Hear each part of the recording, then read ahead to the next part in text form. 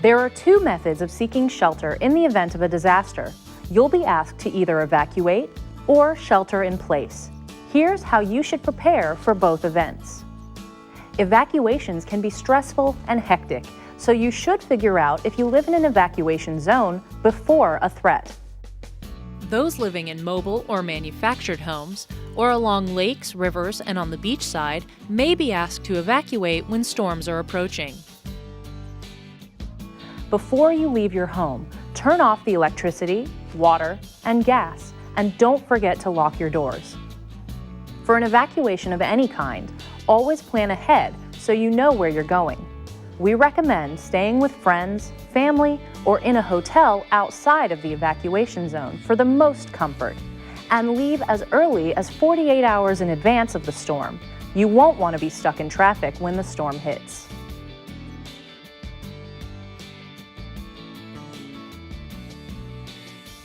When there is a disaster, shelters will be available all over the county, usually located in area schools and other secure buildings. However, shelters do not come with all the amenities you might need if you do have to evacuate. Things like beds, food, water, and entertainment options are not usually available in a shelter, so plan ahead and be prepared to bring all the items you might need with you. Some shelters are pet-friendly and some are not, so if you plan to evacuate with your pets, know in advance which shelters will take you in. Special needs shelters are also available for those who need a little extra help in a disaster situation, but do not expect around-the-clock care. So come prepared or plan to stay with friends or family first. Shelters are a last resort and should only be used if you have no other safe place to evacuate to.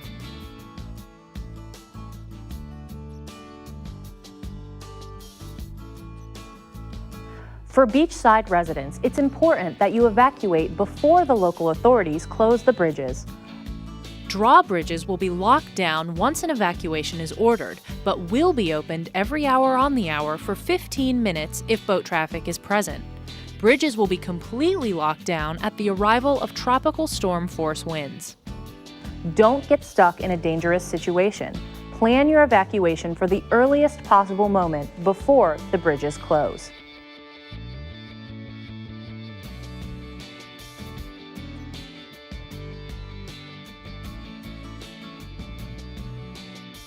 If you're not in an evacuation zone and plan to shelter in place during a storm or a disaster, you should identify a safe room in your home.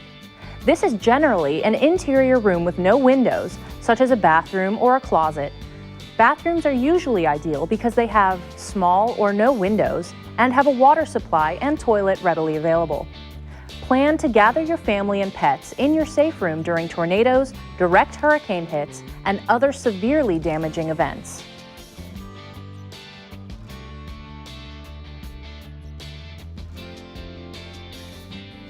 You can leave your home's main power breaker on during a storm, but if your power goes out, go through the house and turn off things like your air conditioner, refrigerators, freezers, and other large appliances and electronics to prevent power surges when the electricity returns. If you lose power, try to limit the number of times you open and close your refrigerator. The longer you keep the cold air trapped inside, the longer your perishable food will last. And remember that the fire department may not be able to respond during a storm, so do not use candles in your home during emergencies. Pre-stock flashlights and batteries for the safest way to see in the dark.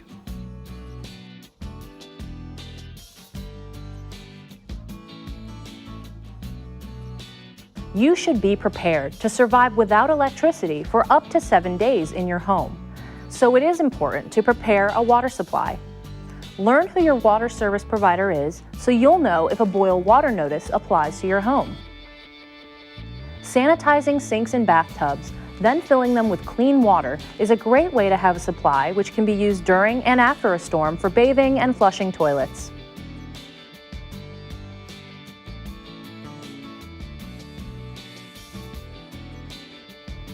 You may need to keep some things cold if the power goes out, so make or buy ice before a storm hits. Have coolers available for ice storage and set your appliances to their coldest settings so that if the power fails, they'll stay cooler longer. Charge your cell phones. You may even want to have extra batteries on hand. If evacuating, take your cell phone chargers with you, but try to limit your phone calls. Jammed phone lines make it harder for emergency personnel to get through to those in need and each other. Fill up your vehicle's gas tank before the weather becomes severe. There will be a rush at the pumps right before a storm hits, and you might end up waiting in very long lines. If you wait too long and power goes out, gas pumps and most gas stations will be closed. Stop at your bank and take out some cash for emergencies. Credit cards and ATMs don't work without electricity. Whether you're sheltering in place or evacuating, you should make sure you have a fully stocked disaster supply kit. This kit should be fully stocked with enough food, water, and necessities to last you 5 to 7 days. Take this kit with you to shelters if you're forced to evacuate, or have it accessible in or near your safe room for emergencies. If you're staying home or evacuating, check on your neighbors, especially those who are elderly or who have special needs. Let them know your disaster plan and find out theirs.